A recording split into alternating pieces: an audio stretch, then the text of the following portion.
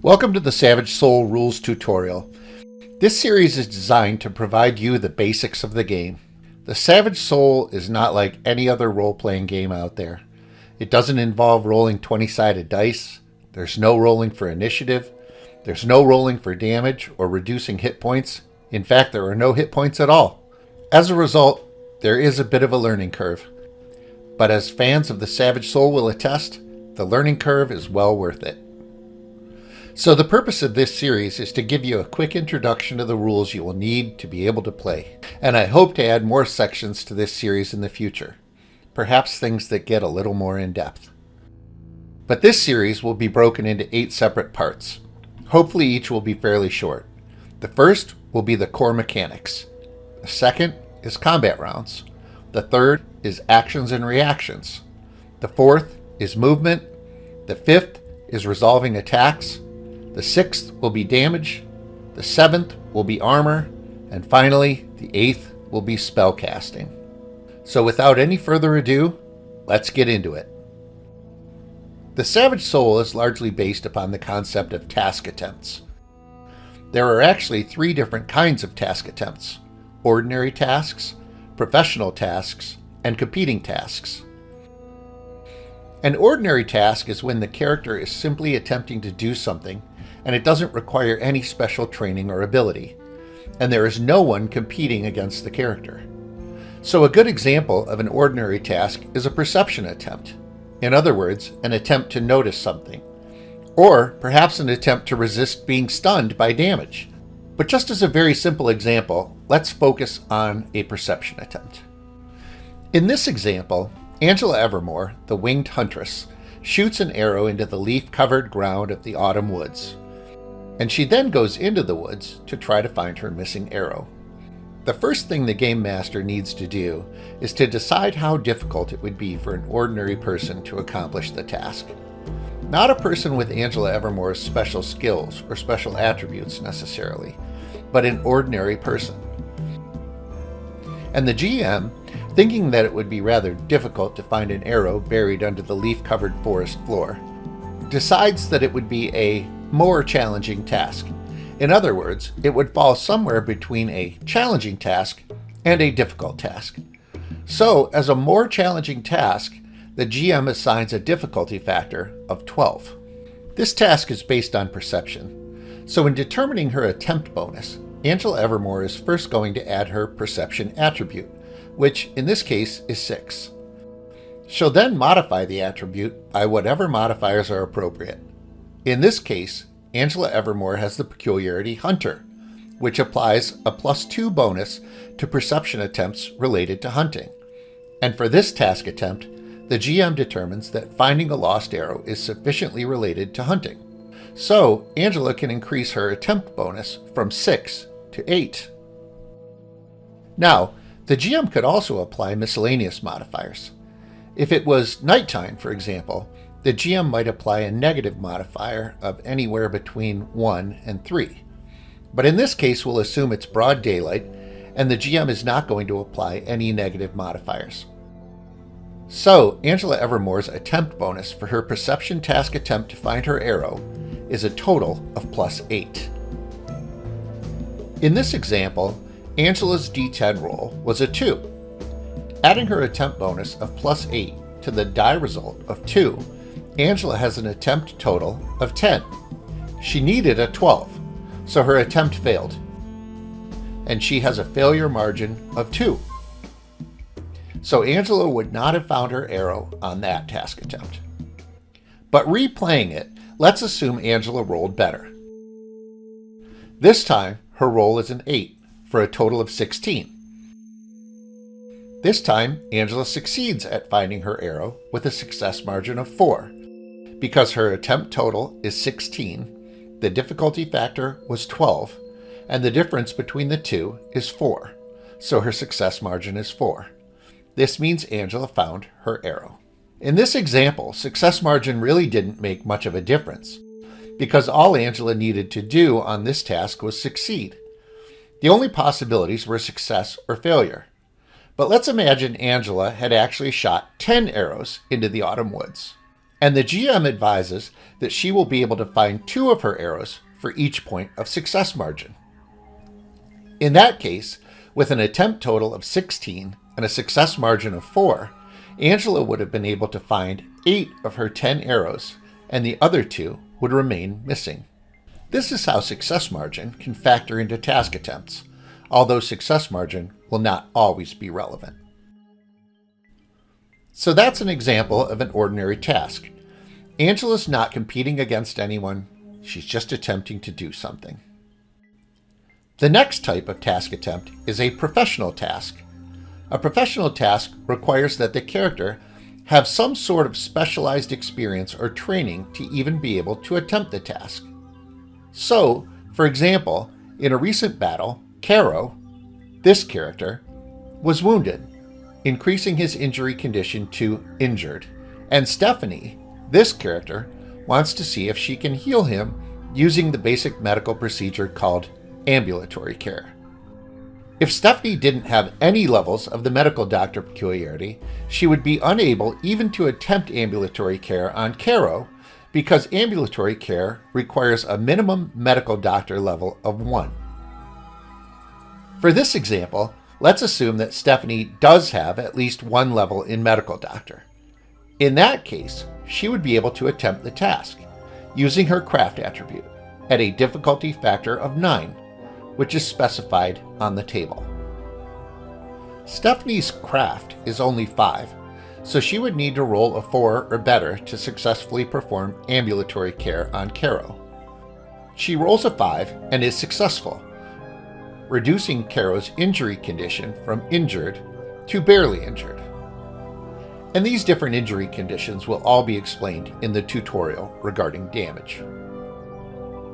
But Stephanie, with her craft of 5, was able to perform this professional task only because she had level 1 or higher in the medical doctor peculiarity. Even if Stephanie had a craft attribute of 10, she wouldn't have been able to attempt this task if she didn't have at least 1 level in medical doctor. So this is the difference between professional tasks and ordinary tasks. A professional task cannot even be attempted by someone who doesn't have the required peculiarity. Common uses of professional tasks are things like lockpicking, computer hacking, medical doctor, and spellcasting. The final type of task attempt is a competing task, which represents 2 or more characters making task attempts and then comparing their attempt totals to determine which of them prevails at the competing task. Sometimes such competitions will involve the same attribute, as in a cooking contest, where 2 characters use their craft attributes in an attempt to make a better meal than the other. Each one determines his attempt total, and whichever one is higher would win the cooking contest. But that's not always the case. In fact, more often than not, competing tasks involve separate attributes. So, in this example, Legarius, this character, is attempting to sneak past these 4 enemy thuggers. So in this case, Legarius is going to use his stealth attribute. At the same time, the thuggers are going to use their perception attribute to see if they can detect Legarius as he sneaks by. Now, the GM could apply various modifiers to 1 or more of these attempt bonuses. For example, if Legarius has the sneak peculiarity, he would be able to increase his attempt bonus by +2. Similarly, if it was nighttime, the GM might apply a modifier of anywhere between -1 and -3 to this group of thuggers to determine their attempt bonus when making this particular perception attempt. But in this case, Legarius does not have the sneak peculiarity, or anything similar, and it's broad daylight, so the thuggers are not subject to any sort of penalty. So Legarius has a stealth attribute of 5, and the thuggers have a perception attribute of 5. One bonus that will apply to the thuggers is a concept called assistance, and in this case, because there are 4 thuggers, 1 thugger will make the perception attempt, but because he has 3 assistants, he gets a bonus of +2 to his perception attempt. We'll talk about assistance perhaps in a later tutorial, but for now, suffice it to say that the thugger that is going to make this perception attempt will receive a +2 because he has 3 assistants. So Ligerius makes his stealth attempt and rolls a 2 for an attempt total of 7. The GM determines that this particular thugger will make the perception attempt for the thuggers, and, as noted, he gets a +2 because of the 3 assistants. So his total perception attempt bonus is +7, and he rolls a 2 for an attempt total of 9. Because the thugger's attempt total exceeded Ligerius's attempt total, the thuggers detect Ligerius in his attempt to sneak past them, and combat will very likely ensue. While in ordinary tasks and professional tasks, a success margin of 0 is sufficient to succeed, in competing tasks, a tie always goes to the defender, and the defender is generally defined as the person against whom something is being done. So, in this example, Ligerius is initiating this competition by attempting to use his stealth against the thuggers. So for these purposes, the thuggers are considered the defenders. Accordingly, if the result had been a tie, 9 versus 9 for example, the thuggers would win and they would spot Ligerius. The only way Ligerius can win is to actually beat the thuggers with a success margin of 1 or better. One other important concept, while we're on the topic of core mechanics, is the mechanic for applying natural 10s and natural 1s on task attempts. We'll focus first on natural 10s. Many games have an exploding dice mechanic, where if you manage to roll the highest possible number on the die, so for example, a 10 on a 10-sided die, a 6 on a 6-sided die, etc., you could then add the result of another die. And if that result were also a 10, you could add another die. So, in this case, the roll total would be 24 in an exploding dice mechanic from other games. In the Savage Soul, however, the situation is slightly different. If a character rolls a 10 on his D10, he has an option of reducing the attempt total by 5 and then adding another D10. What this means is that there's a 50% chance that the character will increase his attempt total. There's a 10% chance that the character will wind up with the same attempt total, but there's a 40% chance that the character will reduce his attempt total. So, for example, if a character had a bonus of +7 and the roll of his D10 was a natural 10, he would have an option. He could either keep his attempt total of 17 or reduce his bonus to 12 and roll another D10. In this case, if the character were to choose to do that, his second D10 result would be a 6. Added to his new bonus of 12 would be a total of 18. But it is a risk. It may also have happened that his second roll was a 1, in which case he would have reduced his attempt total from 17 to only 13, which can be a big difference. This option continues to apply so long as the character continues to roll 10s. So, for example, in the previous case, if the character were to roll another natural 10, he would have the same option again. At this point, his attempt total is 22. 12 plus the new 10, 22. So he could, if he wanted to, reduce his bonus to 17 and add another D10. In this case, a 4, for an attempt total of 21. He would have reduced his attempt total by 1 point. So it is true in the Savage Soul that no matter how difficult the attempt may be, there's always a chance that a character will succeed, provided he's entitled to make the attempt. The opposite of the natural 10 rule is the natural 1 rule. If a character rolls a natural 1 on his D10, he must reduce his attempt total by 5 and add a d5. So for example, let's assume that a character has an attempt bonus of +7 and he rolls a natural 1 on his d10.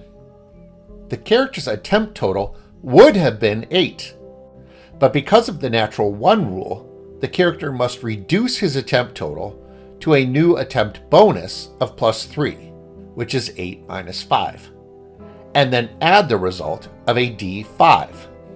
If the character rolls perfectly and gets a 5 on his d5, then the attempt total will stay the same. In this case, it would be an attempt total of 8. But more often than not, the character's attempt total will go down. And it could go down to less than the character's attempt bonus. So, for example, if a character had an attempt bonus of +7 and rolled a natural 1, he would have a new attempt bonus of +3. And then, if he rolled a 3 on his d5, his attempt total would be 6, which is actually less than his original attempt bonus of +7. Additionally, if the character rolls a 1 on his d5, it is automatically a critical failure, which could have additional consequences.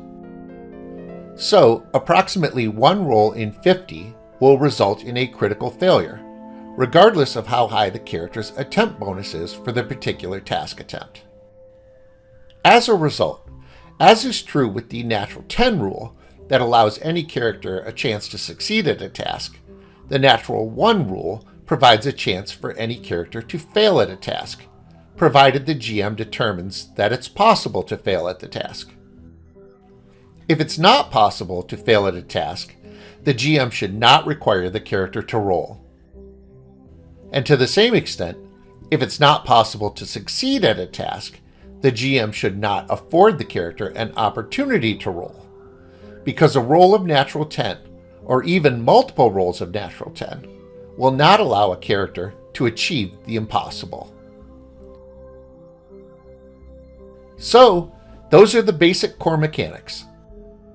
The next video will discuss the order of a combat round in the Savage Soul. I hope you enjoyed this video, and please stay tuned for the next tutorial.